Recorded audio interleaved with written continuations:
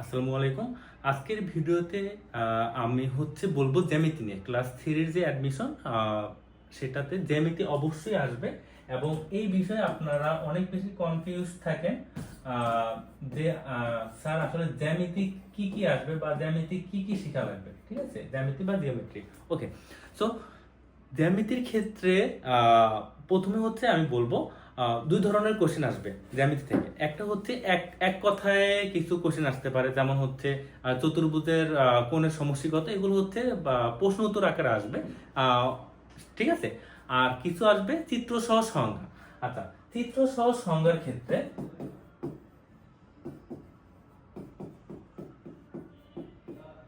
ঠিক আছে, চিত্র সহ সংজ্ঞার ক্ষেত্রে আসবে আপনার ত্রিভুজ, চতুর্ভুজ। আচ্ছা, ত্রিভুজের ক্ষেত্রে কিন্তু ত্রিভুজের অনেকগুলো ক্রাইটেরিয়া আছে, যেমন বাহুর ভিত্তিতে ত্রিভুজ। আমি ডিটেলসে যাচ্ছি না, জাস্ট আজকের ভিডিওতে আমি আপনাদের ধারণা দেবো যে জ্যামিতির সংজ্ঞা বা কোন কোন সংজ্ঞাগুলো আপনাদের শিখাতে হবে বাচ্চাদের। ত্রিভুজের ক্ষেত্রে যদি বলি তাহলে বাহুর ভিত্তিতে যে ত্রিভুজ আছে, সমবাহু, তারপরে বিষম বাহু, সমদ্বিবাহু, তারপর কোণের ভিত্তিতে যেগুলো আছে, সমকোণী, সূক্ষ্মকোণী, স্থূলকোণী, চতুর্ভুজ, তারপর বর্গ, আয়ত, রম্বস, সামান্তরিক,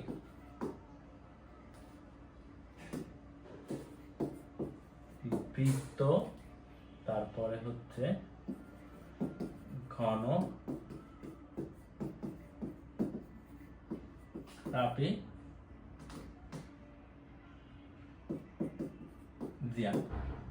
আচ্ছা, তাহলে মোটামুটি এইগুলোর বাইরে আসলে চিত্র সহ সংজ্ঞা আকারে যে কোশ্চেনটা আসবে, এইগুলোর বাইরে আসলে সংজ্ঞা বা চিত্র আসার পসিবিলিটি নাই। এই জিনিসগুলো শিখালি হবে। তাহলে কি আসতে পারে? ত্রিভুজ, চতুর্ভুজ, বর্গ, আয়ত, রম্বস, সামান্তরিক, বৃত্ত, ঘন, ট্রাপিজিয়াম, এগুলোই আসবে ঘুরে ফিরে। ঠিক আছে, গত বছর আসছিল বৃত্ত আর সামান্তরিকের সংজ্ঞা। ঠিক আছে, বৃত্ত সামান্তরিকের সংজ্ঞা। এর আগের বার আসছিল ট্রাপিজিয়াম, একবার আসছিল রম্বস, আসছিল ত্রিভুজ আসছিল। সো এগুলো আসবে ঘুরে ফিরে। ঠিক আছে, সো এগুলো জাস্ট সংজ্ঞাটা শিখবে আর একটা চিত্র আঁকা শিখবে বাচ্চারা। ঠিক আছে, এতটুকুই হবে না। এছাড়া আরো কিছু জিনিস শেখার প্রয়োজন হবে, যেহেতু ওরা অ্যাডমিশন টেস্ট নিচ্ছে। আমাদের আমাদের সম্পূর্ণ রিস্ক মুক্ত থাকতে হবে। সেই জন্য যেমন কোন কোন সম্পর্কে আমাদের আইডিয়া থাকা লাগবে, কোন কত প্রকার, যেমন সমকোণী, সূক্ষ্মকোণী, স্থূলকোণী, তারপরে সরল কোণ, তারপরে আবার বিন্দু, রেখা, রশ্মি, এগুলোর ডিফারেন্স, রেখা রশ্মির ভিতরে পার্থক্য কি, এই বিষয়গুলো আমাদের, যেমন বিপরীত কোণ, আরো কিছু ধরনের কোণ আছে। ঠিক আছে, তারপরে এগুলো তো জাস্ট এগুলো আমরা চিত্র সহ সংজ্ঞা শিখবো। ঠিক আছে, এই ত্রিভুজের আবার প্রকারভেদ আছে, আমি তো বলে দিলাম।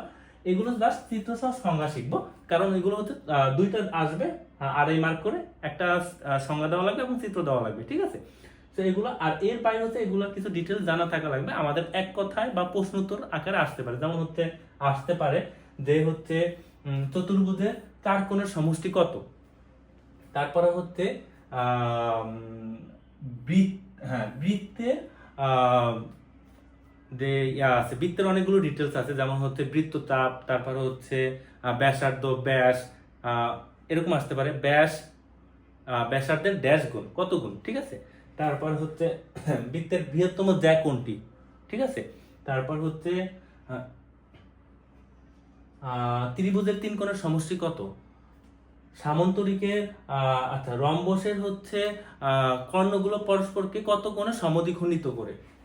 তারপর সমকোণী ত্রিভুজের পরিমাপ কত, তারপরে একটি বর্গে কতটি সমকোণী, একটি বর্গের টোটাল কোণের পরিমাপ কতটি, সমকোণী কোণের পরিমাপ, এইভাবে আসতে পারে। তারপর রেখা আর রশ্মির ভিতরে পার্থক্য কি, তারপরে এই যে ছোটখাটো যে প্রশ্নোত্তর আকারে আসতে পারে, so এগুলো একটু বাচ্চাকে ডিটেলস শিখালে বা কিছু প্রশ্নোত্তর আকারে শিখালে ওরা পেরে যাবে। আর চিত্রসহ সংজ্ঞা মূলত এগুলো আসবে। তো আশা করি আপনাদের কনফিউজ দূর হয়ে গেছে।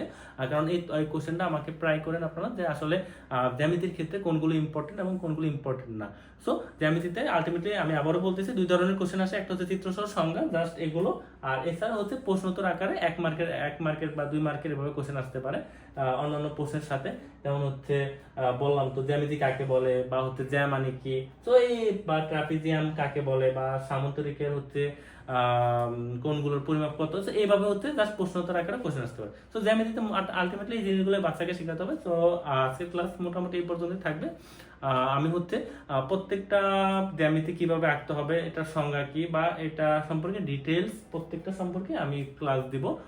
ট্রাই করবো হাতে কলমে সবকিছু বুঝিয়ে দিতে, বা কিভাবে আঁকতে হয় এটা সম্পর্কেও দিব আমার যদি সময় সুযোগ হয়ে থাকে। ঠিক আছে, আজকের ক্লাস এ পর্যন্ত। আল্লাহ হাফেজ।